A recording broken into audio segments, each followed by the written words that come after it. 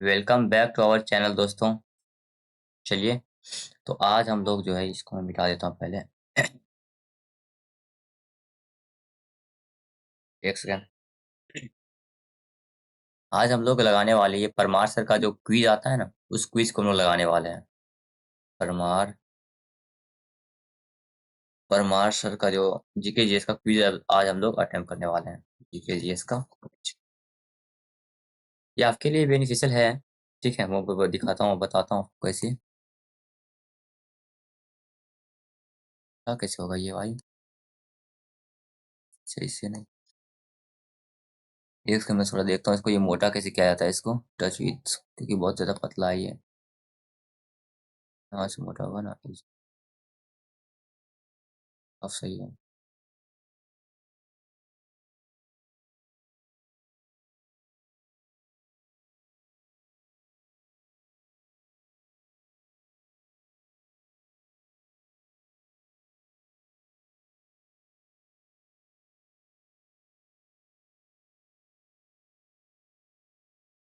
लेकिन भाई साहब, थोड़ा-सा मुझे इसको एडजस्ट करने में टाइम लग रहा है। 1 मिनट एडजस्ट हो जाए। अब ये सही लिख रहा है ना? हाँ, अब सही लिख रहा है। ओके, तो चलिए स्टार्ट करते हैं। अपना पहला क्वेश्चन तो ये है ही नहीं। पहला क्वेश्चन है ये। क्या है क्वेश्चन कि what is the name of the phenomena drive bye scattering of light which mountain tops acquire a rosy or orange hue around sunrise and sunset। उस घटना यानी प्रकाश के परिकिरण से उत्पन्न का क्या नाम है जिसमें पर्वत की चोटियां सूर्योदय और सूर्यास्त के आसपास गुलाबी या नारंगी रंग प्राप्त कर लेती है? उसको क्या बोलते हैं? Brillouin scattering, circle of confusion, alpenglow या बैरल डिस्टोर्शन बोलते हैं। उसको अल्पेंगलो इफेक्ट बोलते हैं। ठीक है, क्या बोलते हैं उसको? अल्पेंगलो इफेक्ट। अरे भाई, बच जा भाई, कहाँ से करना होगा इसको। चलिए, अगला क्वेश्चन देखते हैं। अपार्ट फ्रॉम द रेड, इसके नाम को सही ये दिख नहीं रहा होगा, अब दिखेगा। Apart from the red and green wavelength of sunlight, which other wavelength of sunlight is absorbed by water molecules in ocean? सूर्य के प्रकाश की लाल और हरी तरंगदैर्घ्य के अलावा सूर्य के प्रकाश की कौन सी तरंगदैर्घ्य समुद्र में पानी के अणुओं को अवशोषित होती है, द्वारा अवशोषित होती है? अगर आपको थोड़ा आवाज अलग आ रहा होगा तो उसके लिए सॉरी कि कोल्ड हो रखा है। तो क्वेश्चन पूछ रहा है कि समुद्र का जो होता है ना, समुद्र में आपका रेड एंड ग्रीन, ये सब तो एब्जॉर्ब होता ही है। वही लिखा हुआ है कि red and green wavelength of sunlight which other wavelength of sunlight is absorb. ये दोनों तो एब्जॉर्ब कर ही ले आता है। और कौन सा सनलाइट होता है जो कि एब्जॉर्ब कर ले आता है? तो जैसे आपको पता होगा, ऐसे विवग्योर नाम से आपने पढ़ा होगा ना, विवग्योर। तो ये और ये तो आपका एब्जॉर्ब कर ही ले आता है। और कौन सा एब्जॉर्ब किया आता है तो आपको पता होना चाहिए। और येलो कलर जो होता है ये भी एब्जॉर्ब कर ले आता है। तो येलो ऑप्शन में है, यहाँ पे है। येलो कलर जो है भी एब्जॉर्ब कर ले आता है। ठीक है, चलिए अगला क्वेश्चन है। क्या कि the induced current is the highest when the direction of motion of the coil is not, क्या पूछ रहे? इंड्यूस्ड करंट इज हाईएस्ट ना, उसका not at right angle of the magnetic field, at right angle of the electricity, at right angles of the electric source, या at right angle of the magnetic field. प्रेरित धारा सबसे अधिक तब होती है जब कुंडली की गति की दिशा होती है चुंबकीय क्षेत्र के समकोण पर नहीं, बिजली के समकोण पर, विद्युत स्रोत के समकोण पर, या चुंबकीय क्षेत्र के समकोण पर। इसमें ये जो है कि इंड्यूस्ड करंट के बारे में है ना, तो इंड्यूस्ड करंट में कौन सा लॉ लगेगा? फैराडे का लॉ लगेगा, है ना? फैराडे का लॉ लगेगा। फैराडे का लॉ क्या कहता है कि जब जो है आपका कोयल जो हो वो राइट एंगल होता है मैग्नेटिक फील्ड के। मैं थोड़ा यहाँ लिखता हूँ, ठीक है। फैराडे का लॉ क्या कहता है? Motion of the coil, motion of the coil, जब आपका क्या वो मोशन, कोयल का जो मोशन हो वो राइट एंगल पे हो, at right angle of magnetic field.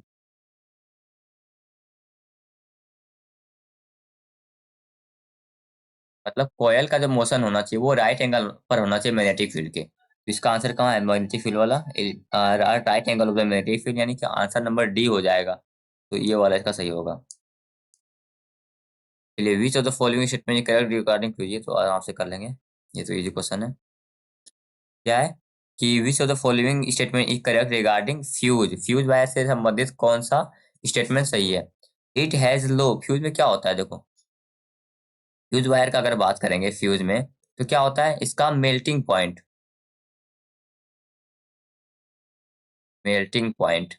लो होता है। ठीक है, तो यहाँ से हम लोग क्या कहें, लो और हाई, हाई वाला तो दो हटा ही देंगे। अब उसके पास कंडक्टिविटी क्या होगा, इसका मेल्टिंग पॉइंट लो होता है लेकिन कंडक्टिविटी होता है हाई। तो मेल्टिंग पॉइंट लो हो गया, कंडक्टिविटी हाई हो गया, तो it has low melting point and high conductivity, यानी इसका आंसर सी हो जाएगा। ये अगेन क्या है कि motion of an object is dash if its velocity is constant, किसी वस्तु की गति डैश होती है यदि उसका वेग स्थिर हो। किसी वस्तु की गति डैश होती है जब उसका वेग स्थिर हो। तो क्या होता है जब उसका वेग, अगर वेलोसिटी ही कांस्टेंट होगा, वेलोसिटी अगर कांस्टेंट होगा, वेग ही अगर स्थिर होगा, तो क्या होगा, ओनली एक्सीलरेट करेगा, एक्सीलरेट कहाँ से करेगा जब वेलोसिटी ही कांस्टेंट है, तो ओनली, आपका क्या लिखा हुआ है ये, केवल मंदी हो रही है, ये भी नहीं होगा, यूनिफॉर्म चलेगा या नॉन यूनिफॉर्म चलेगा, बिल्कुल यूनिफॉर्म स्पीड चलेगा वो। अगला क्वेश्चन देखते हैं, what do you divide thrust in a liquid to obtain the value of pressure, किसी द्रव में दाब का मान प्राप्त करने के लिए आप प्रनोद को किससे विभाजित करेंगे? किसी द्रव में दाब का मान प्राप्त करने के लिए आप प्रनोद को किससे विभाजित करेंगे? वॉल्यूम से, अगर क्या लिखा हुआ है मेरे को, इसमें थोड़ा सोचना पड़ेगा भाई साहब। With what do you divide thrust in a liquid to obtain the value of pressure, किसी थ्रस्ट को हम लोग किसे डिवाइड करेंगे to obtain the value of pressure, pressure निकालने के लिए। अब प्रेशर निकालने के लिए हम लोग को वॉल्यूम से तो डिवाइड नहीं कर सकते, एरिया, डेंसिटी, मास, मे भी इन दोनों में से कोई हो सकता है, डेंसिटी या मास। ठीक है, एक सेकंड में डेंसिटी लगाता हूँ। ठीक, तो मास होगा ये मतलब यहाँ पे, अब हट जा भाई, तो थ्रस्ट को डिवाइड करना होगा किससे, मास से। अगर मैं यहाँ पे इसको लिखूं, क्या निकालना, to obtain the value of pressure, pressure निकालने के लिए क्या करना होगा, थ्रस्ट को डिवाइड करना होगा मास से, तो जाके आपका निकल जाएगा द्रव्यमान। और यहाँ पे कुछ लिखा हुआ था, क्या लिखा हुआ था कि the SI unit of pressure is pascal, where 1 pascal is 1 newton per square metre, ये तो पता है। चलिए अगला क्वेश्चन देखते हैं, which of the following is an example of, अब देखो, मैं भी एक स्टूडेंट हूँ, ठीक है, तो गलती मेरे से भी हो सकता है, ऐसा कुछ नहीं है कि गलती नहीं होगा, तो उसको जज नहीं करना है। जैसे आप जज भी कर भी लोगे तो मैं क्या कर सकता हूँ। विच of the following is an example of gravitational potential energy, निम्नलिखित में से कौन गुरुत्वाकर्षण स्थितिज ऊर्जा का उदाहरण है? तो ये तो गुरुत्वाकर्षण स्थिति, ग्रेविटेशनल पोटेंशियल एनर्जी, तो पोटेंशियल एनर्जी है ना, तो मूविंग कार में पोटेंशियल एनर्जी होता नहीं है, इसमें तो काइनेटिक एनर्जी होता है, बुलेट फायर में भी काइनेटिक एनर्जी होगा, वाटर ये वाला, फूड किकिंग अ बॉल इसमें भी काइनेटिक होगा, इसका होगा water that is behind a dam, पानी में जो है बांध के पीछे जो होता है, ये ग्रेविटेशनल पोटेंशियल एनर्जी का एग्जांपल है। गुरुत्वाकर्षण स्थिति ऊर्जा का उदाहरण है क्या, water that is behind a dam, पानी जो बांध के पीछे है। अगला क्वेश्चन है, among the following pair which one denote two scalar quantities, अब देखो स्केलर क्वांटिटीज क्या होता है, स्केलर क्वांटिटी तो दो होता है, स्केलर एक वेक्टर, इसको हिंदी में बोलते हैं सदिश, इसको बोलते हैं अदिश। सदिश के पास क्या होता है, मैग्नीट्यूड यानी कि परिमाण, और डायरेक्शन दिशा दोनों होता है, लेकिन इसके पास क्या होता है, सिर्फ मैग्नीट्यूड होता है, यानी दिशा नहीं होता इसके पास। तो देखो मोमेंटम एंड एंगुलर वेलोसिटी, ये जो है आपका मोमेंटम जो है वो आपका वेक्टर क्वांटिटी होता है, डिस्टेंस एंड स्पीड। तो इसका आंसर यही होगा, डिस्टेंस एंड स्पीड, क्योंकि डिस्टेंस में और स्पीड में वैल्यू तो पता होता है लेकिन डायरेक्शन पता नहीं होता कि किस डायरेक्शन में जा रहा है, तो इसका आंसर ये हो जाएगा। अगला है super conductivity was discovered bye, super conductivity किसने डिस्कवर किया था? ये तो आसान है, ये क्या था आपका, इसने हाइके कमलर कैमरली कौन क्या इसको पढ़ते हैं, इसी ने किया था। ठीक है, आप लोग फिर से एक बार देख लो, superconductivity was discovered by dash who was also awarded the Nobel prize for physics in 1911। अति चालकता की खोज डैश ने की थी, जिन्हें 1911 में भौतिकी के लिए नोबेल पुरस्कार से भी सम्मानित किया गया, वो है हाइक कैमरलिंग ओंस।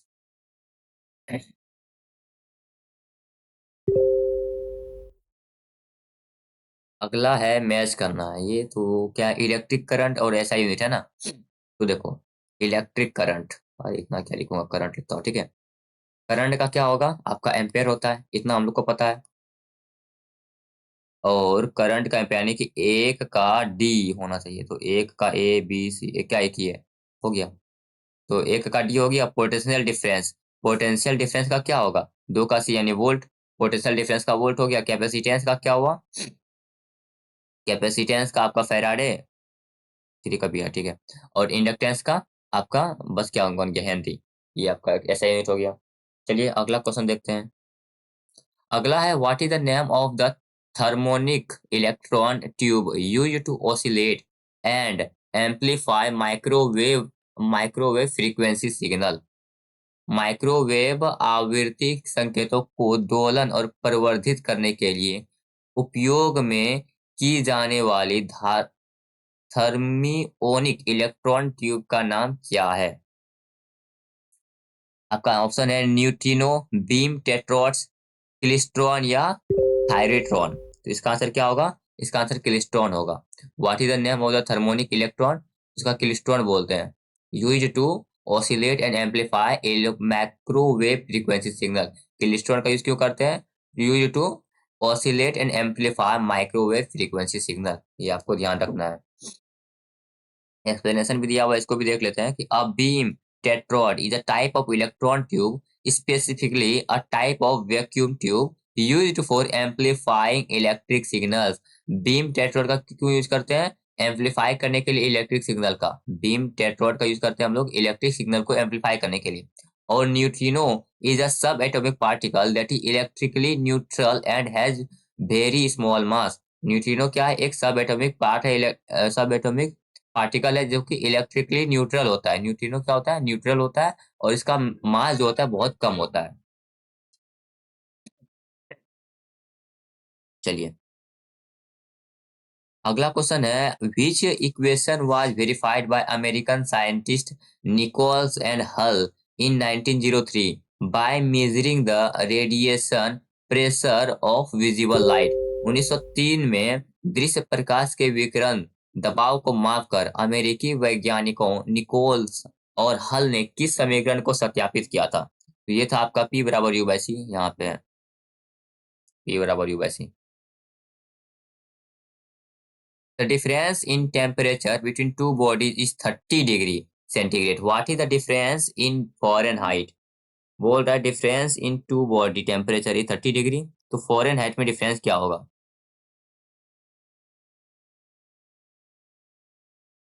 इसको बस निकाल लेते डायरेक्ट। 30 डिग्री है ना, 30 को अगर हम लोग 9/5 से डिवाइड कर देंगे तो कितना आएगा, 5×4 = 30, 9×4 = 54, 54 डिग्री आ जाएगा। क्या करता मतलब देखो, सेंटीग्रेड से अगर फॉरेनहाइट में कन्वर्ट करना है तो हम लोग 9/5 से डिवाइड करते हैं ना, पता है आपको? नहीं पता है तो भी पता कर लो कि सेंटीग्रेड से, यहाँ पे अगर हम लोग सेंटीग्रेड से फॉरेनहाइट में कन्वर्ट करना चाहेंगे तो सेंटीग्रेड को अगर 9/5 से मल्टीप्लाई कर देंगे, सॉरी हाँ मल्टीप्लाई कर देंगे, तो हम लोग फॉरेनहाइट में पहुंच जाते हैं। तो सेंटीग्रेड कितना है, 30 डिग्री है ना, तो 30 डिग्री को मैंने 9/5 से मल्टीप्लाई किया, तो आ गया 5×6 = 30 और 6×9 = 54, तो 54 फॉरेनहाइट। चलिए अगला क्वेश्चन है इन 1851 हु डिस्कवर्ड द फेनोमेनन, सिर्फ आज साइंस क्वेश्चन है क्या, who discovered the phenomenon of eddy currents which flow in closed loops within conductors in planes perpendicular to the magnetic field। 1851 में एडी धाराओं की घटना की खोज किसने की, जो चुंबकीय क्षेत्र के लंबवत विमानों में कंडक्टर के भीतर बंद लूप में बहती है। तो किसने खोजा था ये एडी करंट्स को? ये खोजा था आपका किसने? डेविड हॉक ने, चार्ल्स टाउन ने, निकोला टेस्ला ने? नहीं, टेस्ला क्यों ही खरीदेगा। ये खरीदा था आपका, खरीदा था, सॉरी बोल रहा हूँ। ये क्या वो डिस्कवर किया था आपका लियोन ने। क्या एडी करंट को डिस्कवर किसने किया था? लियोन ने। लियोन को क्या बोलते हैं? Leon Foucault. अगला क्वेश्चन है, which type of radiation designates a part of the electromagnetic spectrum with frequency approximately from 300 gigahertz to 3 kilometre और equivalent wavelength approximately from 1 millimetre to 100 millimetre. किस प्रकार की विकिरण विद्युत चुंबकीय स्पेक्ट्रम के एक भाग को लगभग 300 गीगाहर्ट्ज से 3 किलोहर्ट्ज तक की आवृत्तियों या समकक्ष तरंग दैर्ध्य लगभग 1 मिलीमीटर से 100 मिलीमीटर तक निर्दिष्ट करता है? ये रेडियो वेव है। अगला question, who among the following is credited with postulating three laws of planetary motion? अब प्लानेटरी मोशन किसने दिया था? केपलर ने दिया था। किधर है? यहाँ। अगला क्वेश्चन है, vibration of which among the following produces only odd harmonics? तो ऑड हार्मोनिक्स किसने प्रोड्यूस किया था? निम्नलिखित में से किसके कंपन से केवल विषम हार्मोनिक्स उत्पन्न होता है? एन एयर क्लोज्ड इन और क्लोज्ड ऑर्गन पर। ये मेरे तो आंसर मिल गया मुझे। ठीक है। अरे यार, गला में क्या हो जाता है। ये इसका आंसर यही होगा। ठीक है। एक बंद अंग पाइप में एक वायु स्तंभ। देखो क्या लिखा है, निम्नलिखित में से किसका कंपन केवल विषम हार्मोनिक्स उत्पन्न करता है? विषम हार्मोनिक्स कौन उत्पन्न करता है? एक बंद अंग पाइप में एक वायु स्तंभ। अगला, the range of dash force is of the order 10 से 16 मीटर। डैश बल की सीमा डैश बल की सीमा 10 से 16 मीटर के क्रम में है। तो 10 से 16 मीटर बहुत ही कम होता है, तो मेरे हिसाब से ये वीक न्यूक्लियर होना चाहिए। यही है। बढ़िया। अगला इसका एक्सप्लेनेशन देख लेते हैं। Electromagnetic refers to a type of energy that is propagated through space in the form of electromagnetic waves और the strong nuclear force is one of the four fundamental forces of the nature alongside gravity, electromagnetism, the weak nuclear force। ये सब लिखा हुआ है। Correct statement about inertia. ये again is a very short, क्या बोलते हैं, सिंपल क्वेश्चन है। इनर्शिया के बारे में तो सब जानता है। क्या है इसका? ग्रेटर मास होता है तो ग्रेटर इनर्शिया आएगा, बस बात खत्म। जितना ज्यादा मास उतना ज्यादा इनर्शिया, जितना अधिक द्रव्यमान उतना अधिक जड़त्व। तो इसका आंसर 1 का 19 का यही होगा, जो कि आपका ये वाला है। एंड लास्ट क्वेश्चन क्या है? What is a metric unit what is metric unit of pressure? What What is the metric unit of pressure that is equal to 0.98? इसमें तुक्का लगाना पड़ेगा मुझे। दबाव की मेट्रिक इकाई क्या है जो 0.986923 मीटर एटीएम के बराबर है? यार्ड, क्वार्ट, बार, गैलन। दबाव है तो मेरे हिसाब से या तो बार होगा या गैलन होगा। बार ही होगा। क्या लिखा हुआ था? ATM mostly use for measuring atmospheric pressure और bar is also use for atmospheric pressure but is also use for measure. ठीक है। तो चलिए यहाँ पे हम लोग का कंप्लीट होता है। अभी हम लोग क्या करेंगे ना, बस कुछ दिन तो मैं यही करूंगा। बस परमार एसएससी ये आपका क्विज है, क्विज का वीडियो ही कुछ दिन अपलोड करूंगा। इससे क्या होगा कि आपके लिए भी अच्छा होगा। एंड यहाँ पे मैं कुछ कुछ एक्सप्लेन भी करता रहूंगा एंड मेरे लिए भी बेटर ही है ये, क्योंकि मैं क्विज तो लगाता ही हूँ। ठीक है। और बात में मैं आज तो बहुत कम एक्सप्लेन किया, एक्सप्लेन भी करूंगा। ठीक है। क्योंकि आज अभी गला वाला खराब है तो दिक्कत हो रहा है थोड़ा थोड़ा। मिलते हैं आपसे अगले क्लास में।